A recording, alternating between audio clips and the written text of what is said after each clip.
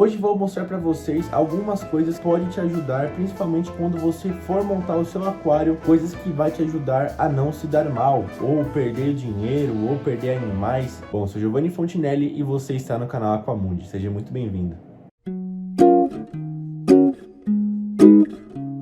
Somewhere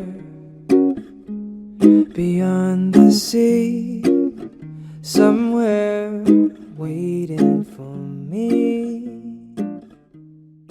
my lover stay. Bom, vamos começar falando então em si do aquário, a caixa de vidro que você vai montar para estar colocando os animais dentro dela.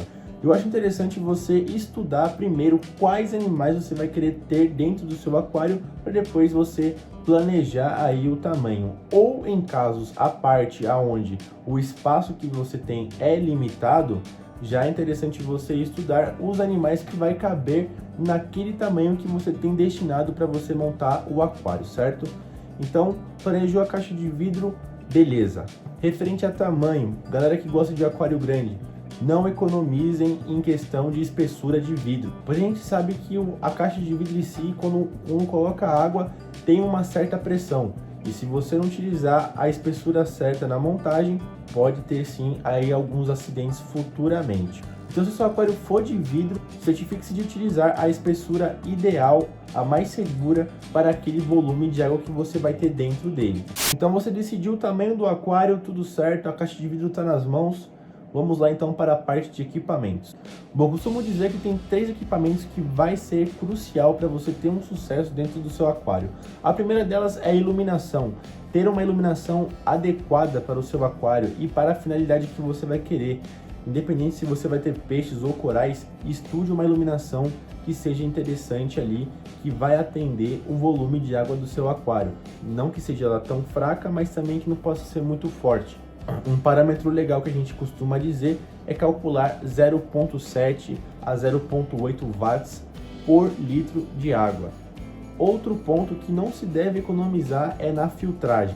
É muito importante que você utilize um skimmer que atenda o volume de água que você tem dentro do seu aquário. E claro, a quantidade de animais que você vai ter lá dentro também. Quando eu disse no começo que é muito importante você já tentar estudar os animais que você vai querer ter dentro do aquário, isso vai te ajudar bastante na hora de escolher o skimmer, pois um aquário pequeno e com muitos peixes, você pode ter alguns problemas, tanto quanto amônia, nitrito, nitrato, fosfato. Então é muito válido você estudar os animais que você vai querer ter dentro do aquário. E aí com isso você vai conseguir descobrir um skimmer interessante com a vazão ideal aí para o seu aquário, independente se ele é pequeno, se ele é grande. Eu sempre recomendo a utilização de skimmer. Ter uma circulação ideal para o aquário é também crucial. Um aquário sem circulação, com uma circulação muito fraca, pode ocorrer aí alguns problemas como o acúmulo de dejetos, principalmente no fundo do aquário. Ah, Giovanni, mas como é que eu descubro qual que é a circulação ideal para o meu aquário? Bom, contando que o aquário tenha um sump, tanto quanto o traseiro, ou aquele que fica embaixo, ou lateral, enfim. Se você for utilizar uma bomba de circulação dentro do seu aquário, é interessante que você calcule aí uma potência equivalente a 6 a 7 vezes a litragem do seu aquário. Ah, Giovanni, mas o que eu faço com a circulação que vem do sump? Bom, geralmente esse retorno que vem do sump, tanto quanto traseiro, lateral ou que fica embaixo, eu recomendo sempre utilizar essa circulação, esse retorno dessa água para movimentar principalmente a superfície do aquário. Sendo assim, a bomba de circulação pode ficar responsável por circular a parte do meio do aquário para baixo, na parte do substrato. E aproveitando o gancho para falar da bomba de recalque, não é mesmo? É muito importante você ter uma bomba de recalque, claro, que tem uma boa vazão. E um parâmetro que eu sempre recomendo para a galera que vai montar é escolher pelo menos 10 vezes a litragem do aquário. Uma bomba que tenha a potência aí de 10 vezes a litragem do aquário. Então beleza, iluminação ok, skimmer ok, circulação ok, junto com recalque. Entra na parte de aquecimento e refrigeração do aquário. Lembrando que aquários pequenos pode ter muitas variações de temperaturas, por ele ter uma quantidade menor de água, então a temperatura ambiente pode influenciar muito mais rápido dentro dessa caixa de vidro. Então, como ter esse controle, né, de temperatura? Eu sempre recomendo para a galera utilizar um sistema de controle automático. Eu sempre recomendo o pessoal utilizar o famoso coil nesse controle de temperatura. Resumidamente, o coil é um painel onde você consegue programar a temperatura que você quer manter o seu aquário. E ele vai ficar responsável por isso através de uma via de aquecimento e refrigeração que ele disponibiliza para você estar fazendo o ligamento. Aproveitando o frio que está aqui em São Paulo, é muito importante a gente reforçar a parte de aquecimento. A gente sabe que ultimamente o frio, quando faz frio, é muito intenso, o calor, quando faz calor, é muito intenso. Aproveitando esse frio, eu vou começar falando da parte de aquecimento. É muito importante você utilizar 2 watts por litro do seu aquário. E eu recomendo também que você utilize 2 termostatos, para se caso algum dá problema, o outro conseguir suprir até você conseguir identificar o problema, né? Geralmente a galera que viaja... Como é que é a frase? Quem tem 2 tem 1? Não. Então você tendo um termostato de resguardo vai te auxiliar aí a, se caso você ter um problema em um deles, o outro vai suprir tranquilamente. E a gente sabe que no frio a parada é séria.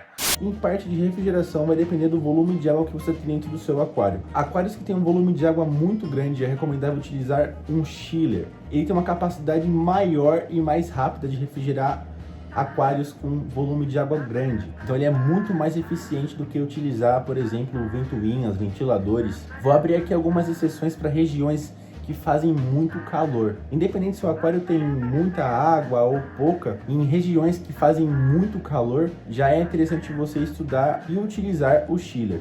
Para aquários que tem menos volume de água e a pessoa resida em um ambiente onde não faz tanto calor como nas regiões aqui do sul, dá para se ter tranquilamente o sistema de refrigeração como o cooler. Algumas pessoas utilizam ventiladores, mas o mais indicado é o cooler. Então esse controle de temperatura é muito importante dentro do aquário marinho, pois a gente sabe que os animais são sensíveis e não toleram altas variações de temperaturas, tanto para menos quanto para mais. Então ter um bom sistema de aquecimento e refrigeração é muito válido e vai te evitar ter dores de cabeça no futuro.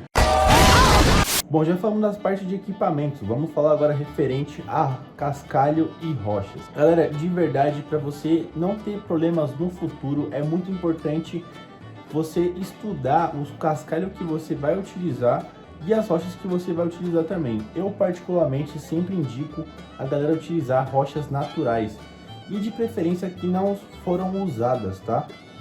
A mesma coisa do substrato, compre um substrato novo, não pense em reutilizar um substrato ou comprar de desmonte porque é mais barato, pois já vi muitos relatos de pessoas que teve problemas, principalmente de nitrato e fosfato, que não baixavam de jeito nenhum devido a utilizar já cascalho e rochas que foram usados em sistemas antigos. Então, de preferência, vale a pena você comprar tudo novo. Iluminação, skimmer, bombas, compre novo.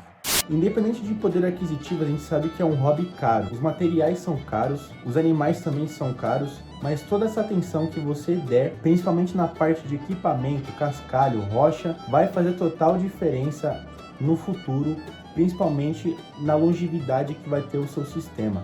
E como a ideia do vídeo é te fazer não ter problemas no futuro ou logo de início na montagem do aquário, é o conselho que eu te dou. Vamos entrar agora em termos de fabricação de água. A famosa água doce ou água de reposição ou a água que você vai utilizar para misturar o sal. Também vamos falar do sal já já, mas vamos falar agora referente à qualidade de água que você vai utilizar dentro do aquário.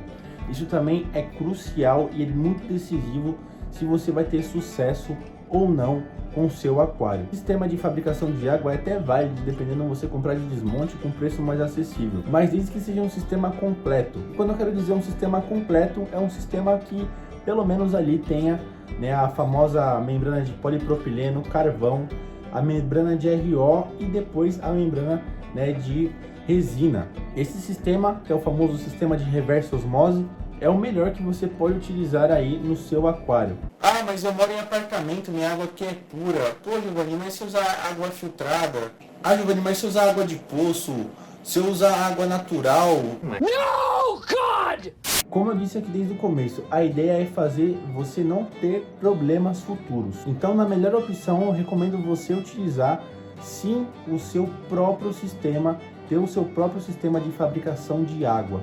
Então invista. Como eu disse, é um sistema que você pode até mesmo comprar usado. E claro, com uma caneta TDS, por exemplo, como essa daqui, você consegue ter um controle sempre você vai acompanhando, na hora certa você vai descobrir o momento de você trocar as membranas, né, os elementos filtrantes que vai dentro do filtro. Esse material, essa ferramenta se chama caneta TDS. Isso aqui vai te indicar o número de partículas que tem na sua água.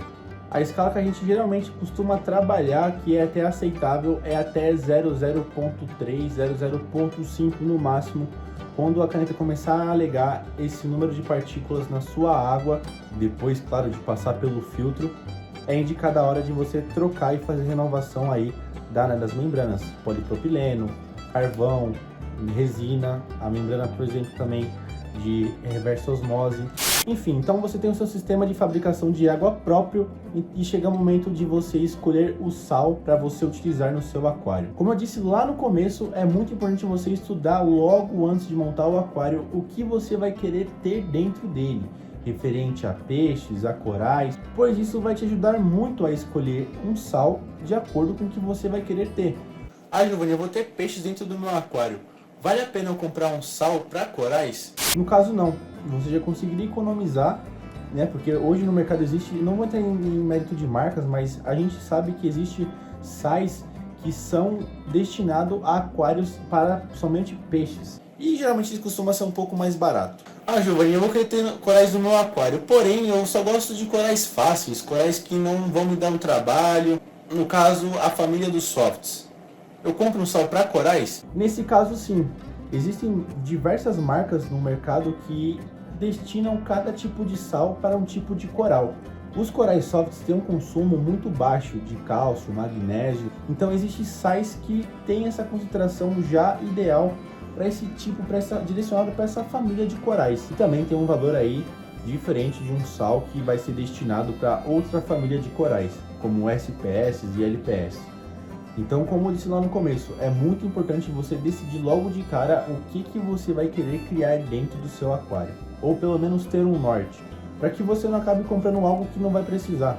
Isso de fato vai te ajudar a economizar. Ah, Giovanni, mas tem como economizar com aquário marinho? Sim, então continue assistindo esse vídeo, pois aqui o que eu estou te passando vai te ajudar a ter uma consciência, uma linha para você ter aí um parâmetro para que você não compre coisas que você não vá precisar e acabar gastando dinheiro. Nesse período de encher o aquário, montar ele, botar para funcionar e fazer a famosa ciclagem, é muito válido você ter testes em mãos. Ah, Giovanni, mas quais testes são importantes eu ter? Os testes mais importantes que eu recomendo para a galera ter em mãos é amônia, nitrito, nitrato, cálcio, magnésio, reserva e o de fosfato. Pô, Giovanni, mas qual marca que eu escolho? Bom, a gente sabe que realmente existem diversas marcas com diferentes custos. A diferença é a veracidade de cada teste, cada marca, cada preço. Também não quero dizer que o teste mais barato não vá dar o mesmo resultado de um teste um pouco mais caro, mas é muito válido você investir em testes que tenham uma certa credibilidade e uma certa veracidade. Quando eu falo em testes, eu estou me referindo aos testes convencionais colorimétricos, tá? Que são aqueles que a gente compra aí e faz as reações, né? Coloca os reagentes e consegue fazer, né, nós mesmos em casa, e ele vai mostrar ali um valor aproximado do que realmente está dentro do aquário. E aí você vai poder ter um norte. Você pesquisando a popularidade de cada marca, você consegue descobrir qual a veracidade em si do teste, se ele de fato é bom, e esse é o conselho que eu te dou. Só abrindo aspas, para quem vai ter aquário somente de peixes, testes como de cálcio, magnésio, já não é necessário. Bom, para não me estender mais e ficar um vídeo maçante, eu vou dividir esse vídeo aqui em duas partes. Aqui hoje conhecemos a parte técnica, a parte da montagem, do princípio, equipamentos, rochas, cascalho, testes, água. Então aqui tem uma base legal para você já ter um norte. No parte 2 vamos começar a falar sobre animais, equipe de limpeza, peixes, anêmonas, corais. Então se você não é inscrito aqui no nosso canal, inscreva-se, ative o sininho para você receber o parte 2 desse vídeo. E se você já é inscrito, não esqueça de verificar se o sininho está ativo e marcando a opção de receber todas as notificações. Bom, peço para que você compartilhe esse vídeo com aquele amigo que está pensando em montar um aquário marinho, ou aquele que está montando, não sabe muito bem o que faz, para onde vai. Aqui embaixo também nos comentários você pode deixar a sua dúvida. a gente sempre dá aquela atenção top. E é isso, galera, eu vou ficando por aqui, então até o parte 2, valeu, falou e fui!